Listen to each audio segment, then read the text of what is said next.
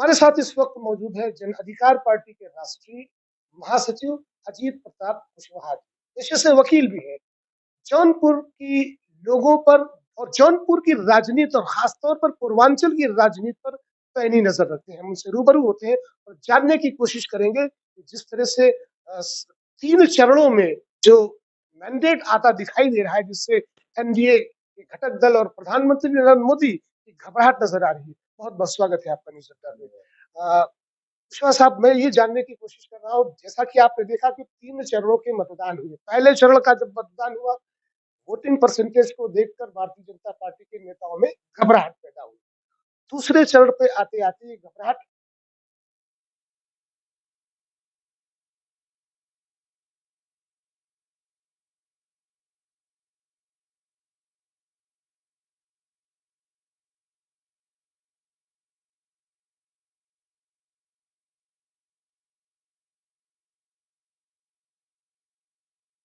संविधान बचाने के लिए, पीडीए की को आगे बढ़ाने के लिए और इस सरकार को बदलने के लिए वोट किया है। जो 2-3 चरणों के चुनाव हैं, कल मैनपुरी उधर पश्चिमी उत्तर प्रदेश में भी चुनाव हुआ। तीनों के जो रुझान आए हैं, उस रुझान के हिसाब से इनका जो 400 पार का नारा था, वो जुमला साबित हो जाएगा इस बार। इसलिए कि उत्तर प्रदेश से लेकर के और जो भी अन्य प्रदेशों, महाराष्ट्र, बिहार और जहाँ-जहाँ चुनाव हुए हैं, वहाँ से जो है एनडीए को बहुत कम सीटें मिल रही हैं और जो है इंडिया अलायंस ज़्यादा सीटें लेकर के अभी तक सबसे ज़्यादा आगे चल रही है। इस बार एक खास बात ये देखी गई कि परिवारवाद का मुद्दा बहुत ज्यादा उछलता देखा गया। और जब पीडीए का नारा राष्ट्रीय अध्यक्ष ने दिया, तो उसको लेकर भारतीय जनता पार्टी के नेताओं, खुद मुख्यमंत्री योगी आदित्यनाथ ने कहा कि ये पीडीए नहीं, पारिवारिक डेवलपमेंट अथॉरिटी पार्टी इसको नाम दिया है। इसे लेकर क्या कहें? देखिए, ये तो उनका तो बार-बार ये कहते हैं कि पारिवारिक है। लेकिन जो है अपने यहाँ वो टिकट दे दें तो वहाँ परिवारवाद नहीं है। ब्रजभूषण शरण सिंह के बेटे का टिकट ब्रजभूषण शरण सिंह का टिकट काट के और उनके बेटे को दे दिया तो वो परिवारवाद नहीं है। राजनाथ सिंह के बेटे को टिकट दे दिया, वो परिवारवाद नहीं है। ऐसे तमाम उदाहरण हैं जिसमें इन लोगों ने टिकट दिया है, वो परिवारवाद नहीं है। अखिलेश यादव का परिवारवाद दिखता है खाली। मैं ये जानना चाहता हूँ, क्योंकि पूर्वांचल का आपकी काफी आपको जो है उसकी पकड़ भी है, और पूर्वांचल के लोगों को भी आप जानते हैं, उनकी नब्ज को भी समझते हैं। इस बार चूंकि जिस तरह से बहुजन समाज पार्टी ने टिकट दिया, धनंजय सिंह की पत्नी श्रीकला जी को दिया, और फिर ऐन वक्त पे उन्होंने टिकट वापस कर दिया, अब रमेश यादव को अपना प्रत्याशी बनाया है। तो क्या लगता है कि जिस तरह से ये टिकट वापस किया है श्रीकला जी ने, इसका असर पड़ेगा, वोटिंग पर असर पड़ेगा, और समाजवादी पार्टी की तरफ लोगों का ज्यादा इस पर वोट होगा? देखिए अब जो यहाँ पर चुनाव जो हो रहा है जौनपुर में, सब में इंडिया अलायंस से, समाजवादी पार्टी से साइकिल चुनाव निशान पर माननीय बाबू सिंह कुशवाहा जी को टिकट मिला हुआ है और उनकी तैयारी तब से हम लोग तो 4 अप्रैल से ही लगे हुए हैं और बाद में जब टिकट घोषित हो गया तब से जो है पूरी पार्टी, पूरा इंडिया अलायंस लगा हुआ है। तो तैयारियां काफ़ी अच्छे से चल रही हैं, सभी विधानसभाओं में चल रही हैं। वो बीएसपी का मामला है, बीएसपी क्या करती है उससे हमारा कोई लेना-देना नहीं है, लेकिन जो लड़ाई त्रिकोणात्मक हो रही थी, अब वो लड़ाई आमने-सामने की हो गई है और हम लोग समझते हैं कि अ, श्याम सिंह को जो टिकट मिला है, वो श्याम सिंह जी क्या किस स्तर तक लड़ेंगे वो तो मैं नहीं बता सकता हूँ। लेकिन जो है लड़ाई है, दिलचस्प होगी और हम लोग जो है यहाँ पे विजयी होंगे चूँकि पीटीए की सरकार बनाने की मंशा यहाँ की जनता बना चुकी है और जनता कह रही है।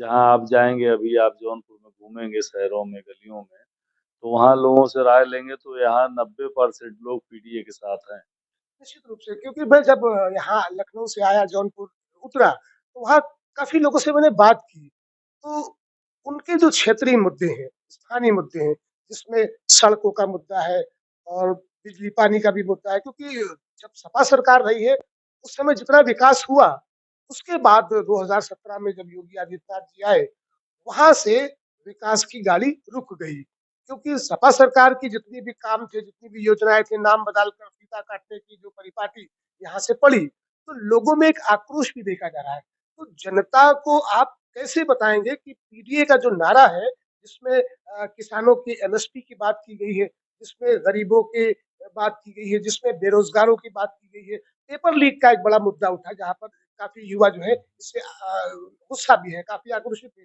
इसका फायदा कहीं ना कहीं पर पूर्वांचल में मिलेगा। देखिए यहाँ पर जो है जौनपुर में अभी जो प्रत्याशी लड़ रहे हैं श्याम सिंह यादव जी, वो पूर्व सांसद हैं यहाँ, मतलब अब तो वर्तमान सांसद हैं अभी यहाँ पे। और 5 साल में उन्होंने जौनपुर को कोई नई दिशा नहीं दे पाए वो। बाबू सिंह कुशवाहा जी बहुजन समाज पार्टी के कद्दावर नेता और उस समय मंत्री थे। उन्होंने पिछड़े दलित अल्पसंख्यक समाज के लोगों के लिए बहुत काम किया और उसी तर्ज पर अभी भी उनका समय नहीं बदला है, ना उनके चाल-चलन में कोई परिवर्तन आया है।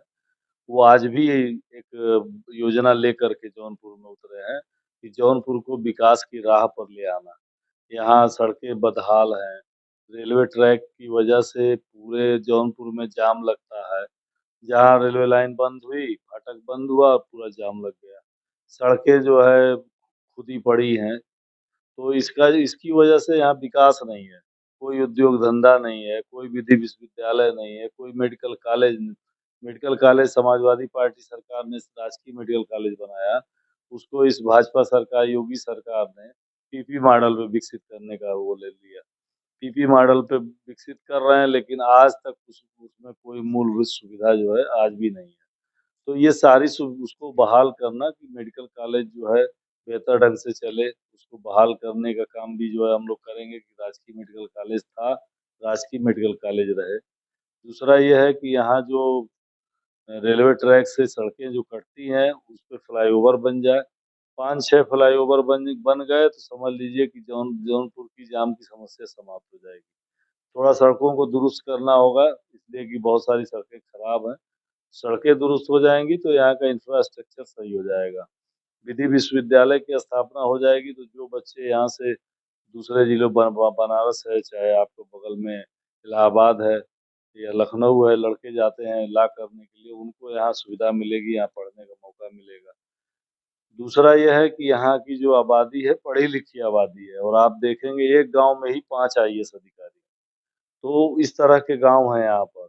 बहुत सारे जो है पीसीएस और तहसीलदार, एसडीएम हुए हैं, लेकिन अधिकारी के बस में नहीं होता है कि वो डेवलप कर सके। ये सरकार के बस में होता है कि जिले को कैसे डेवलप किया जाए। तो सरकार में जब सरकार बनेगी, इंडिया अलायंस की सरकार बनेगी और बाबू सिंह कुशवाहा जी सांसद बन कर के जाएँगे, तो वो जो है यहाँ में जो है यहाँ उद्योग धंधों की स्थापना कराएँगे। इसलिए कि छोटे उद्योग, लघु उद्योग, बड़े उद्योग, मध्यम उद्योग, कोई उद्योग नहीं है।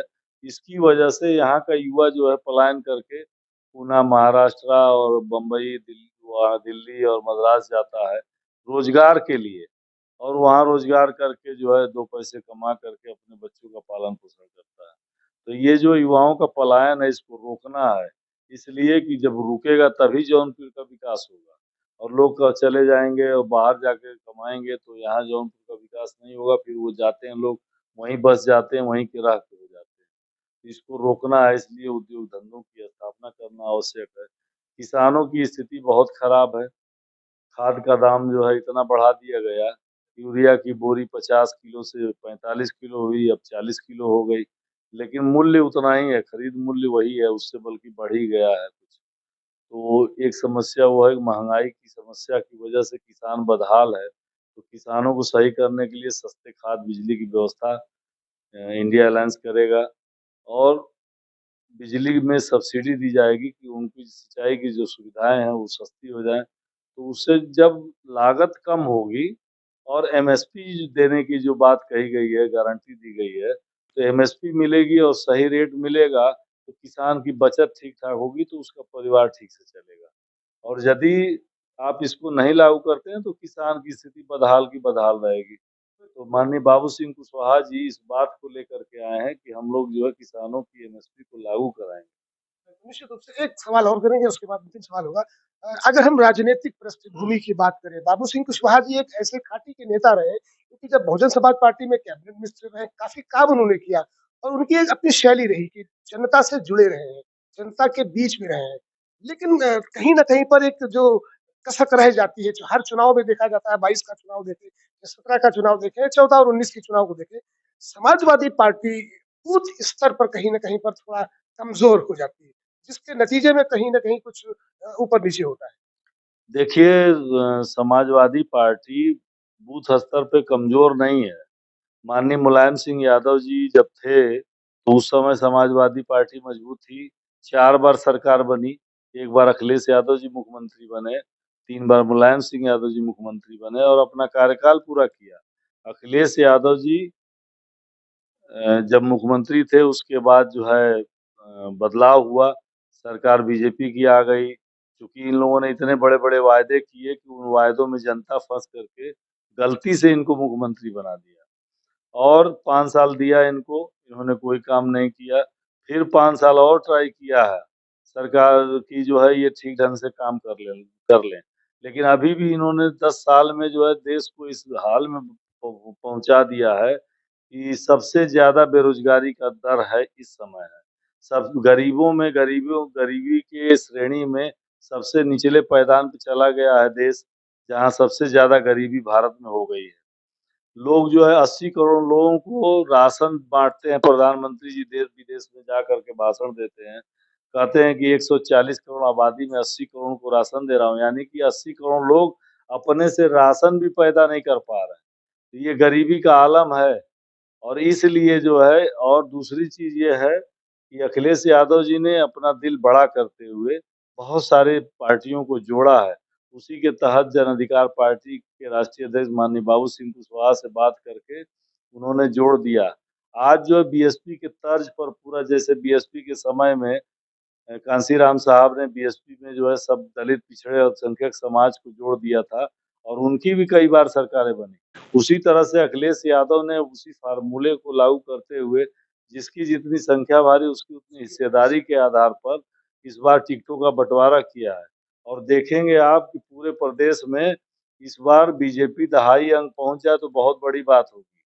मैं बहुत बड़ी बात तो नहीं कहता, लेकिन मुझे लग रहा है कि जो स्थितियाँ परिस्थितियाँ बन रही हैं, जैसे बैकवर्ड दलित समाज के लोग इकट्ठा हो रहे हैं, अल्पसंख्यक लोग इकट्ठा हो रहे हैं और जैसे एक माहौल तैयार हुआ है पूरे प्रदेश में कि इस बार पीडीए की सरकार लाना है, इंडिया अलायंस की सरकार लाना है, तो उस माहौल में बीजेपी को बहुत बड़ा नुकसान होने जा रहा है और 400 पार का नारा इनका जुमला होगा। अंत में हम आपसे ये जानना चाहेंगे कि 80 में कितनी? 80 में आज की डेट में अभी जो 3 चरणों के चुनाव हुए हैं, 60% सीटें हम जीत रहे हैं, 60%। वो तो जैन और यहाँ जो है पूर्वांचल में जब आएँगे, तो पिछला विधानसभा को याद करिए। पूर्वांचल में समाजवादी पार्टी सबसे ज़्यादा सीटें जीती थी। यहाँ यहाँ तक था कि बीजेपी एक कई-कई जिलों में बीजेपी साफ थी। तो यहाँ आएँगे तो यहाँ उस हम श्रेणी को 80% बढ़ा देंगे। तो 80% सीटें हमारी होंगी। 80 में से 60 सीटें मान लीजिए हमारी होंगी। बिल्कुल, जयंत चौधरी भी वो चवन्नी की तरह पलट गए। तो जयंत चौधरी के जाने से और चौधरी चरण सिंह को भारत रत्न दिया गया। क्या लगता है जो पश्चिमी उत्तर प्रदेश की हम बात कर रहे हैं, जाट लैंड जिसे कहा जाता है, तो जाटों का बिखराव होगा या फिर जाट किसानों के उस आंदोलन को दिमाग में रखे हुए कि बीजेपी को सबक सिखाना है? देखिए जाट जो होता है, वो बहुत अक्खड़ प्रवृत्ति का होता है और उन किसान आंदोलन में जिस तरीके से उनको तंग किया गया, परेशान किया गया और किसानों के साथ कई बार ये सरकार वार्ता की, आंदोलन को खत्म करा लिया लेकिन बात नहीं मानी, बात से मुकर गई। फिर दोबारा आंदोलन शुरू हुआ, फिर कुछ बात किया, उसके बाद फिर से मुकर गई।